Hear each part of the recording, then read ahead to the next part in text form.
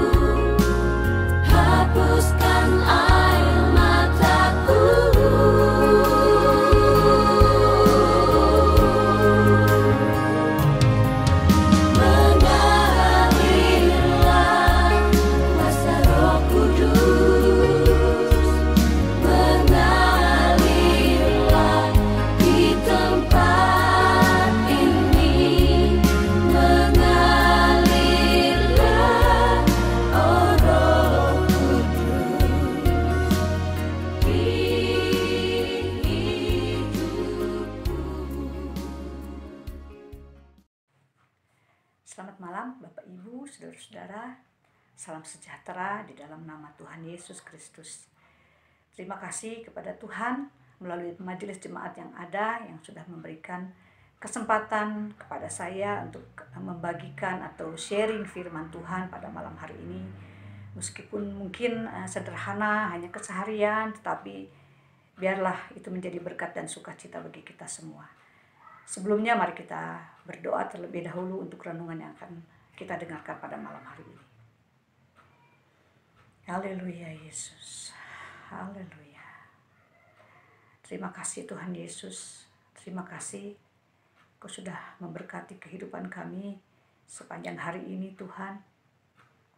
Kami yang mungkin masih bekerja, kami yang di rumah, setiap kegiatan yang kami kerjakan hari ini, biarlah Engkau senantiasa berkati kehidupan kami. Dan saatnya bagi kami malam ini untuk mendengarkan renungan firman, biarlah firman-Mu ini menjadi kekuatan, menjadi sukacita, damai sejahtera bagi kehidupan kami pribadi lepas pribadi. Roh Kudus senantiasa bekerja dalam kehidupan kami, membawa pengertian lagi bahwa Tuhan setiap renungan yang kami dengar adalah selalu baru, selalu membawa berkat dan sukacita bagi kami. Terima kasih Tuhan, kami akan mulaikan renungan kami dengan penuh ucapan syukur di dalam nama Tuhan Yesus Kristus. Haleluya. Amin. Apa kabar Bapak Ibu, saudara-saudara? Senang sekali kita pada malam hari ini bisa bertemu satu dengan yang lain. Mungkin tidak secara langsung, tetapi bagi Bapak Ibu yang setia menyaksikan renungan firman setiap malam, ada beberapa majelis jemaat, ada beberapa hamba-hamba Tuhan, ada beberapa rekan-rekan kita sendiri yang saling membagikan berita firman Tuhan ya. Bagi saya sendiri ini adalah satu hal yang saya tidak mampu secara manusia.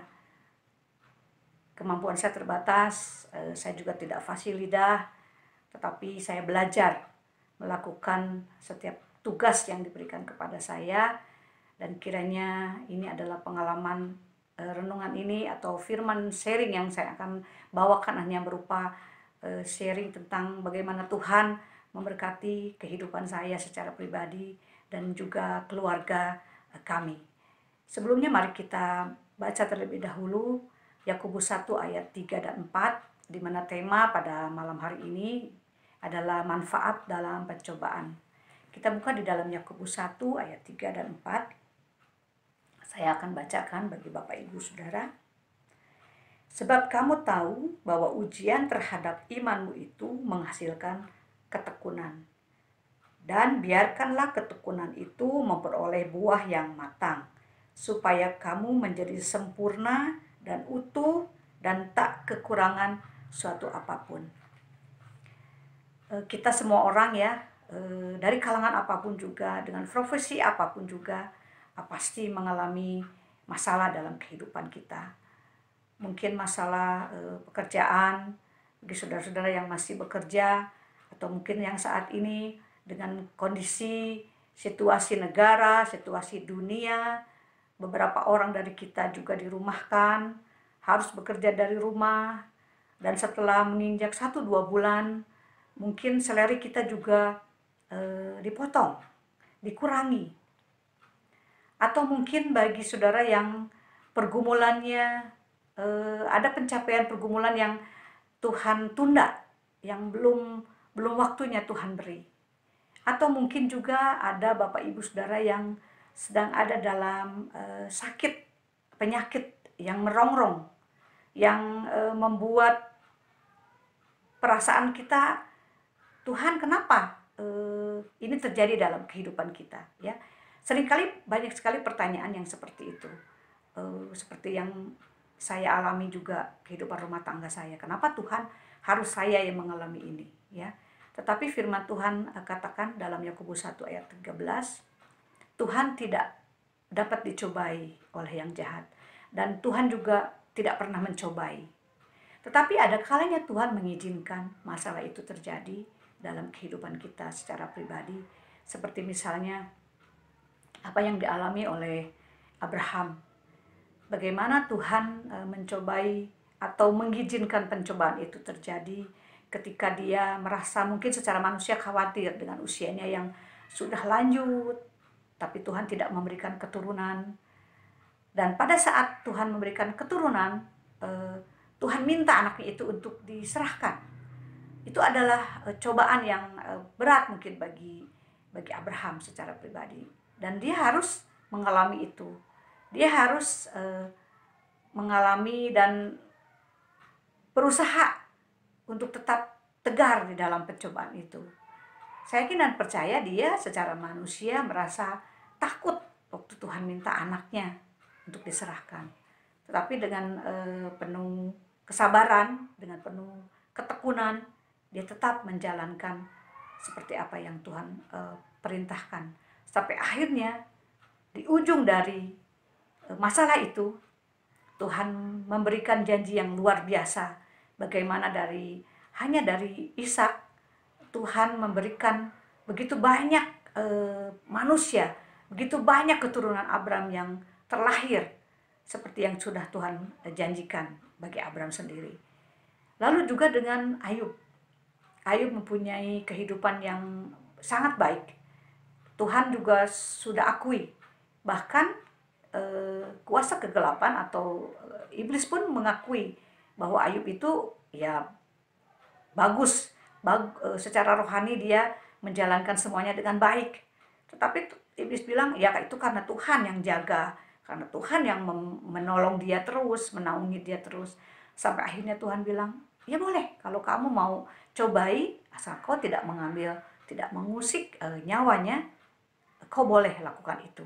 Dan kau bisa lihat apa yang akan Ayub lakukan ketika kau cobai. Ya. Jadi Tuhan izinkan itu semua terjadi pada Ayub. Dan semuanya Ayub alami itu untuk mendatangkan kebaikan. Jadi apa yang Tuhan kerjakan dalam kehidupan umat manusia, khususnya kita orang-orang yang beriman, selalu mendatangkan kebaikan. Saya secara pribadi mengalami begitu banyak masalah dalam kehidupan rumah tangga. Salah satunya adalah ketika saya harus berhenti dari pekerjaan saya, di mana saya masih harus membiayai anak saya yang masih kuliah waktu itu. Meskipun dia kuliah tidak bayar ya, karena ada beasiswa yang dia dapatkan. Tetapi saya harus memberikan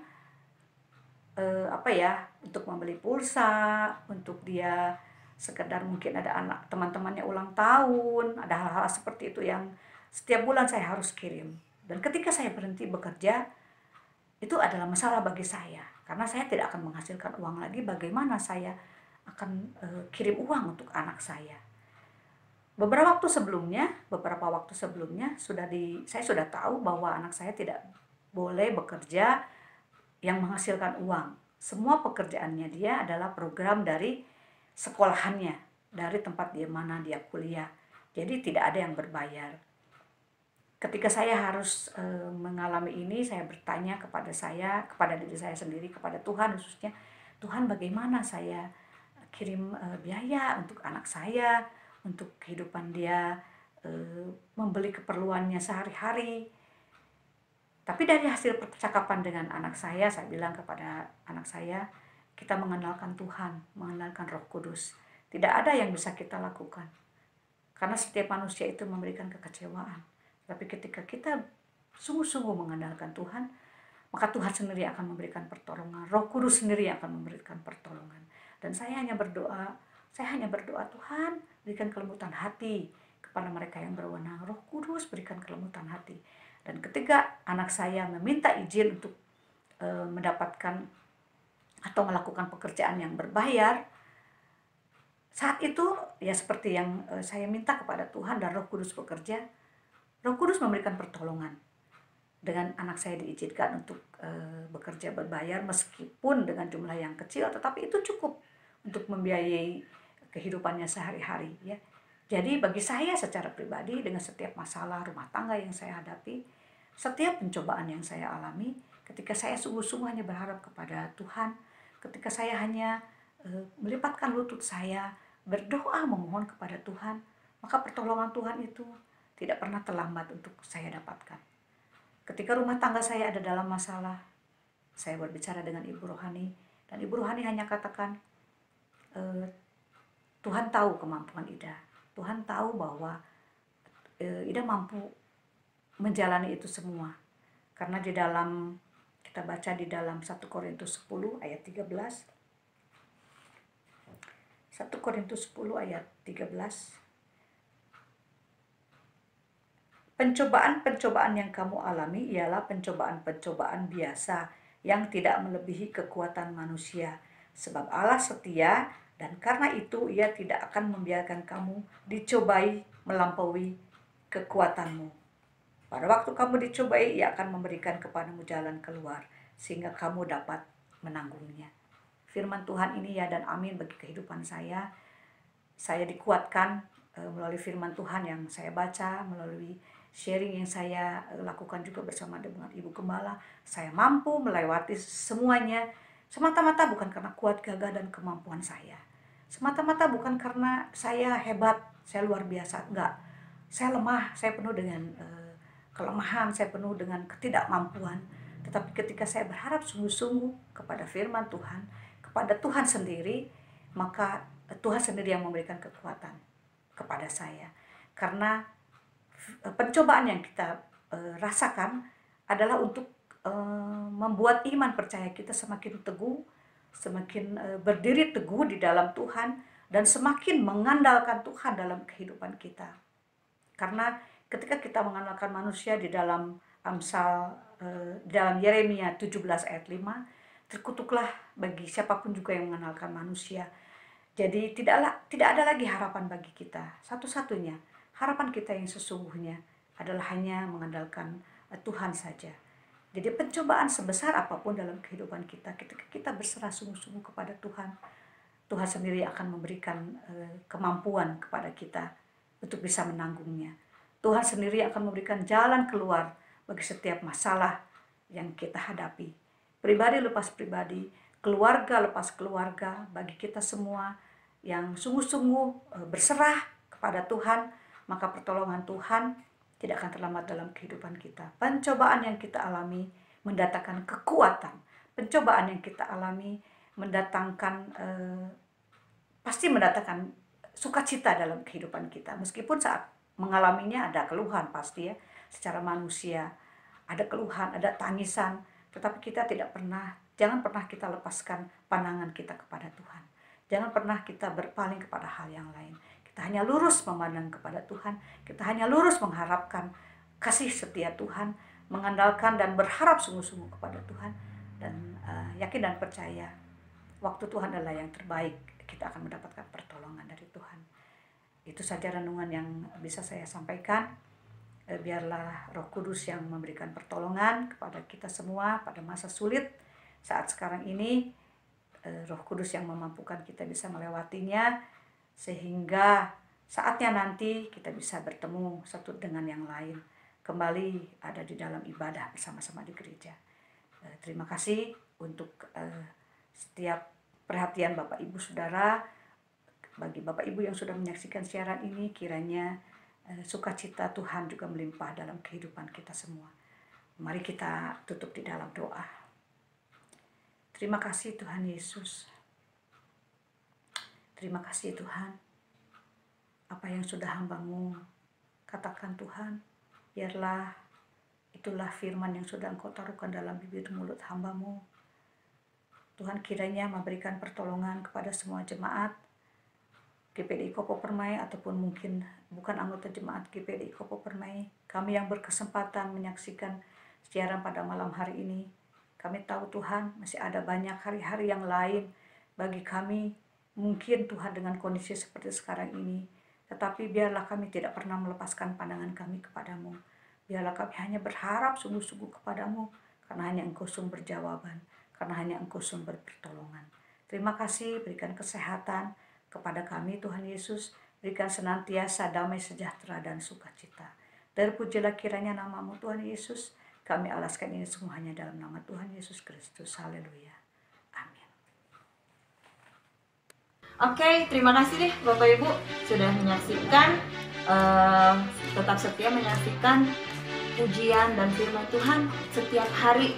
Kalau Bapak Ibu tidak sempat dengan jam yang ditentukan, boleh buka ya di waktu-waktu yang Bapak Ibu memang punya waktu untuk merenungkan firman Tuhan. Terima kasih, tetap setia dan doakan agar proyek ini tetap terus berjalan untuk kemuliaan nama Tuhan. Terima kasih, Tuhan memberkati. Bangkit